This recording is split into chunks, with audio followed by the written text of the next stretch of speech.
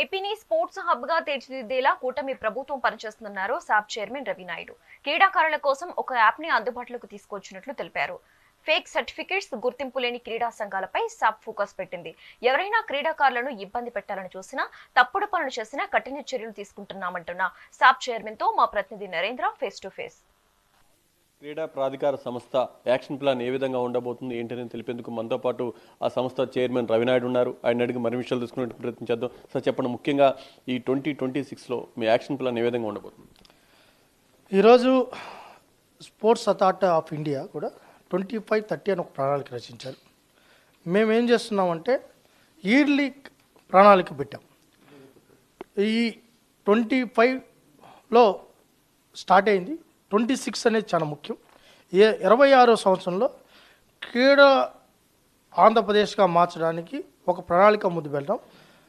ఈరోజు ఇంతకుముందు urban centres ఏదైతే ఉందో, ఈరోజు శ్రీకాకుళం కానీ, విజయనగరం కానీ, ఏదైతే అరకు కానీ, అదేవిధంగా పాడేరు కానీ, ఈరోజు విశాఖపట్నం, కాకినాడ, రాజమండ్రి, ఏలూరు, భీమవరం, విజయవాడ, గుంటూరు, ఏదైతే మనకి 28 కొత్త జిల్లాలతో కలిపి మదనపల్లి ఏదైతే ఉందో 28 జిల్లాల్లో ఫస్ట్ మినిమం ఇన్ఫ్రాస్ట్రక్చర్ క్రీడాకారులకి, ఎందుకంటే ఇన్ఫ్రాస్ట్రక్చర్ లేకుండా క్రీడాకారులు తయారు.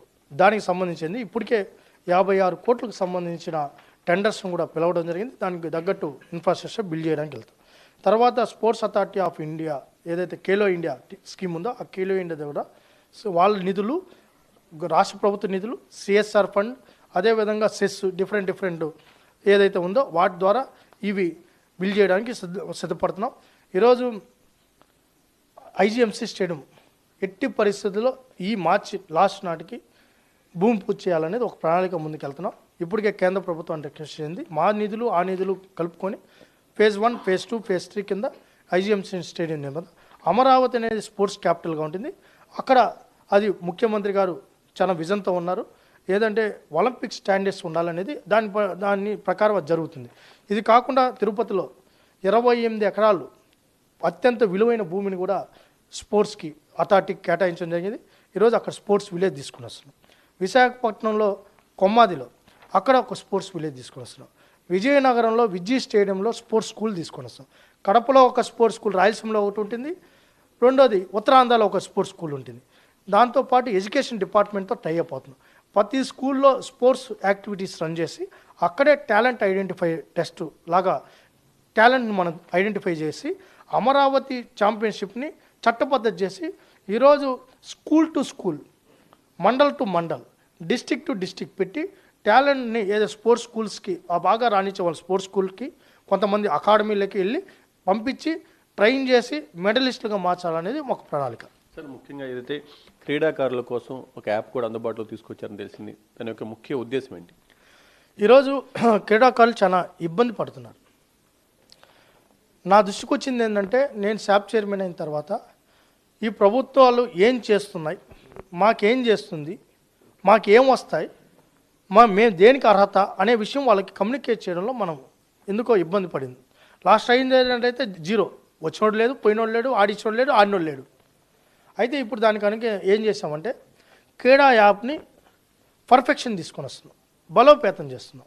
క్రీడా యాప్ ద్వారా ఏమవుతుందంటే ఈరోజు జాబ్ రిక్రూట్మెంట్, ఈరోజు మనకి హారిజంటల్ రిజర్వేషన్ తీసుకోండి, ఇది ఒక చారిత్రాత్మక నిర్ణయం. ఈ హారిజంటల్ రిజర్వేషన్తో 100కు 3 ఉద్యోగాలు ఏ నోటిఫికేషన్ ఇచ్చినా క్రీడాకారులకు ఉంటుంది. అసలు ఏ నోటిఫికేషన్ వచ్చింది ఏంటనేది వాళ్ళకి అలర్ట్ వెళ్తుంది. అలర్ట్ వెళ్ళడంతో వాళ్ళు దీనికి అర్హత ఉందా లేదనేది వాళ్ళు అప్లై చేసుకునే విధంగా. దాంతోపాటు ఈరోజు ఇన్సెంటివ్స్, మొన్న మేము అప్పీల్ చేస్తే క్రీడా యాప్ ద్వారా అప్లై చేసుకోమంటే 2000 మంది పైన క్రీడాకారులు ఇన్సెంటివ్స్కి అప్లై చేశారంటే వాళ్ళకి మొన్నటి వరకు ఆ ఇన్సెంటివ్ స్కీమ్ ఒకటి ఉన్న విషయం వాళ్ళకి తెలియదు. దాన్ని తీసుకొని వచ్చాం. దాంతోపాటు ఇప్పుడు స్కూలింగ్ సిస్టమ్ తీసుకొని వస్తున్నాం. ఈరోజు మనకి మన బస్ స్టాండ్స్, రైల్వే స్టేషన్స్, లేకపోతే ఈ గవర్నమెంట్ స్కీమ్స్ ఏదైతే ఉందో ఈ క్రీడా యాప్ ద్వారా రొటేట్ అవుతూ ఉంటాయి.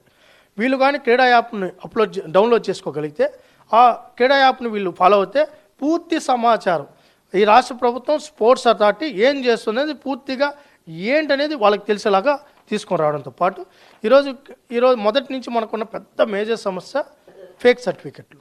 క్రీడాకారులు జెన్యూనిటీ కోసం సంఘాల చుట్టూ తిరుగుతున్నారు. దాన్ని ఒక ప్రణాళికాబద్ధంగా క్రీడాకారులకు మరింత సౌలభ్యం చేయడానికి వాళ్ళు ఆడే గేమ్ ఏ గేమ్ ఆడుతూ ఉంటే ఆ గేమ్లో వాళ్ళ యొక్క ఫోటో, మెడలిస్ట్ అయితే మెడల్, పార్టిసిపేషన్ అయితే పార్టిసిపేషన్ సర్టిఫికేట్ అప్లోడ్ చేసుకునే విధానం తీసుకొని వచ్చాం.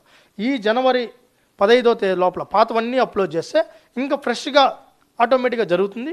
ఈ 15వ తేదీ లోపల ఇవన్నీ కూడా అప్లోడ్ చేయడం వల్ల ఏమవుతుందంటే ఇంకా ప్లేయర్ని మనం ఇబ్బంది పెట్టే పరిస్థితి ఉండదు. ఎవరిని వాళ్ళు రిక్వెస్ట్ చేయాల్సిన పని లేదు. వాళ్ళకి ఏదైతే వన్ టైం పాస్వర్డ్ ఇచ్చేస్తాం ఆ వన్ టైం పాస్వర్డ్ వల్ల మొత్తం వాళ్ళ ఒక డేటా సేఫ్గా ఉంటుంది.